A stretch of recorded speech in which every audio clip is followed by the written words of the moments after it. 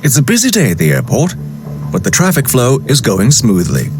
Blue Jet 337 is taxiing along the parallel taxiway for an intersection departure from runway 07. Red Jet 56 Alpha is on approach to the same runway. Meanwhile, the controller clears Yellow Jet for takeoff. As Blue Jet 337 is taxiing to the holding point, the tower controller asks the crew, "Blue Jet 337, are you ready for immediate departure? Airbus 320, 5 miles from touchdown." They respond, "Ready, Blue Jet 337." And the controller issues the clearance.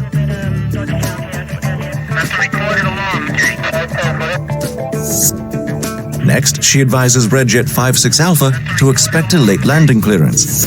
Another departure demands her attention. When the controller turns back to Blue Jet 337, she notices that the aircraft is stationary at the intersection departure position. The controller waits a few seconds for the aircraft to start rolling when Red Jet 56 Alpha reports, "Tower, Red Jet 56 Alpha going around due traffic on the runway." The controller has no option but to cancel Blue Jet 337's takeoff clearance.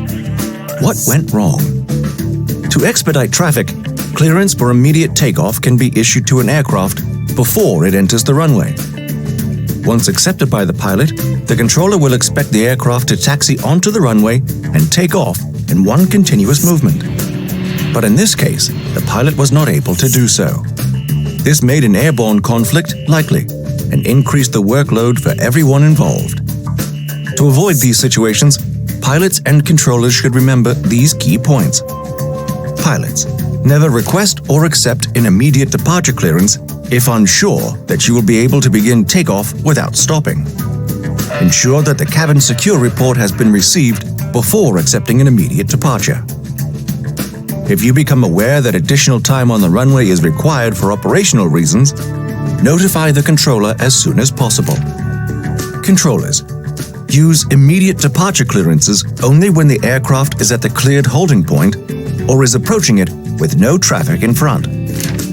Before issuing the clearance, check with the flight crew to make sure they are able to accept it. Inform them of the reason. Immediate departure from an intersection may not be possible due to aircraft performance or wake turbulence limitations or other cockpit-related factors. Closely monitor pilots' conformance with immediate departure clearances and be ready with an alternative plan.